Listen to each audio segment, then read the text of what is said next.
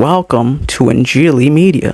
اہل قرآن، اہل کتاب اور شادی بیاہ کے معاملات۔ 3 فروری 2026 کو پاکستان کی وفاقی آئینی عدالت نے بیٹی ماریہ شہباز کے مقدمے میں جو فیصلہ سنایا، اس نے پاکستان کے مسیحیوں میں غم و غصے کی شدید کیفیت پیدا کر دی۔ پاکستان کے مسلمان شہری اور علماء ایک طرف تو اپنے یکجا ہونے کے نعرے لگاتے اور لگواتے رہتے ہیں، مثلاً تیرا میرا رشتہ کیا، لا الہ الا اللہ، اور دوسری طرف اپنے علاوہ دیگر تمام فرقوں کو مشرک، گمراہ اور یہاں تک کہ کافر ہونے کے فتوے بھی وقتاً فوقتاً صادر کرتے رہتے ہیں۔ پاکستان کے اکثر چھوٹے بڑے شہروں کی سفیدی پھری دیواروں پر کوئی نہ کوئی بہادر مسلمان ایمان کی حرارت سے متحرک ہو کر ایسے جملے لکھنے میں کامیاب ہو جاتا ہے، یعنی فلاں کافر، فلاں کافر۔ چونکہ میں تو کسی کو بھی، کسی فرقے کو، کسی مذہب کو، کسی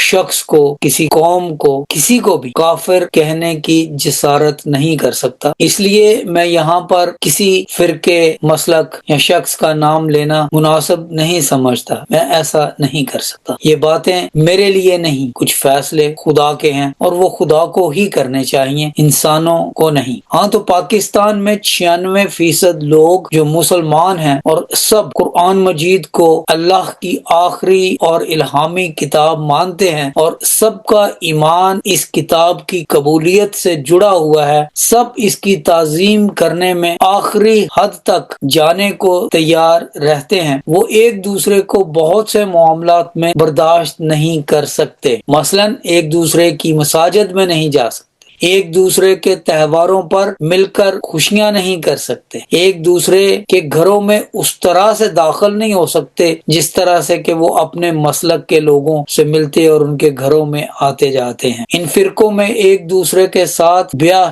شادی کے معاملات بھی بڑے عجیب ہیں، یعنی اکثر دیکھا گیا ہے کہ یہ لوگ شادیاں اپنے فرقوں میں ہی کرتے ہیں، بلکہ بعض تو صرف اپنے خاندان میں اور اپنے ایکسٹینڈڈ فیملی میں شادیاں کرتے ہیں، اپنے فرقے میں اور اپنے مذہب میں، اور مذہب سے باہر کی بات تو دور کی ہے۔ یعنی یہ لوگ ایک دوسرے کو بہت سے لحاظ سے نہ اپنے برابر سمجھتے ہیں اور نہ اپنے خاندانوں میں رشتے کرنے کے قابل سمجھتے ہیں۔ تبھی تو فلاں کافر، فلاں کافر کے جملے دیواروں پر پاکستان میں نظر آتے رہتے تھے، مگر اب تو یہ بات بہت آگے نکل چکی ہے۔ پہلے جو خاموش تحریریں تھی وہ بیان کرتی تھی کہ کون کس کے بارے میں کیا فتویٰ لگاتا ہے، مگر اب جب کہ سوشل میڈیا اور یوٹیوب کا دور آیا ہے تو ایسی ویڈیوز بھی دیکھنے کو آ رہی ہیں جہاں پر بآواز بلند اور طرح طرح کے گرافک امیجز لگا کر یہی پیغام مشتہر کیا جاتا ہے کہ ہمارے علاوہ باقی سب گمراہ ہیں، مشرک ہیں اور کافر ہیں۔ ہمارے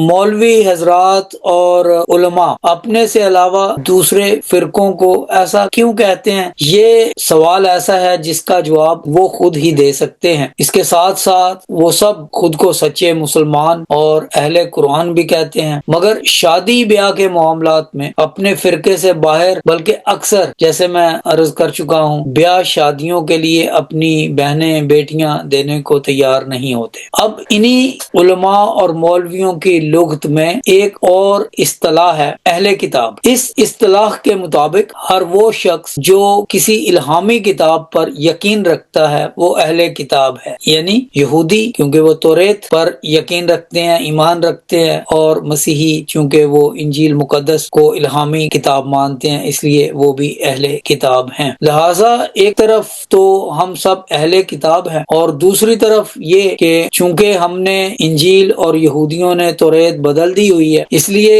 جن کتابوں کی وجہ سے ہم اہل کتاب ٹھہرے وہ کتابیں بدل گئی ہیں، ان کو وہ نہیں مانتے۔ اب سوال یہ پیدا ہوتا ہے کہ اگر وہ کتابیں ہی نہیں رہیں جن کی وجہ سے ہم اہل کتاب ہیں تو پھر ہم اہل کتاب کیسے رہے؟ خیر، اب اہل کتاب ہونا اس قوم کے لیے، یعنی مسیحی قوم کے لیے ایک وبال جان بھی بن چکا ہے۔ یعنی اسلام اجازت دیتا ہے مسلمان مردوں کو کہ وہ اہل کتاب خواتین سے شادی کر سکے، بلکہ جس فیصلے کا میں نے ذکر کیا ہے اس کے مطابق تو لگتا یہ ہے کہ جج جج صاحب کے فہم کے مطابق اسلام مسلمان مرد کو یہ حق دیتا ہے کہ وہ کم عمر لڑکی جو اہل کتاب ہے اس سے بھی بیاہ کر سکتا ہے، اس لیے کیونکہ اس عورت کی، لڑکی کی، بچی کی عمر 12-13 سال ہے، حالانکہ قانون کا تقاضا 18 سال کی عمر ہے شادی کے معاملے میں۔ کیا مسیحی لڑکی قانون کے اس تقاضے سے بری ہے؟ مزید برآں پاکستان کے مسلمان حضرات سب نہیں لیکن بہت سے لوگ جب چاہیں مسیحیوں کو اپنی مرضی سے کافروں میں شامل کر دیتے ہیں، بالکل اسی طرح سے جیسے وہ اپنے دیگر فرقوں کے ساتھ یہ رویہ بھی رکھتے ہیں۔ غلط ہے، لیکن مسیحیوں کے ساتھ بھی وہ یہی کرتے ہیں کہ جب چاہیں انہیں کافروں کی فہرست اول میں کھڑا کر دیتے ہیں۔ کافروں کی بچیاں شادی کے وقت اہل کتاب عورتیں بن جاتی ہیں۔ تو آخر میں ایک بات جو میں کرنا چاہتا ہوں وہ یہ ہے کہ ہمارے بچے،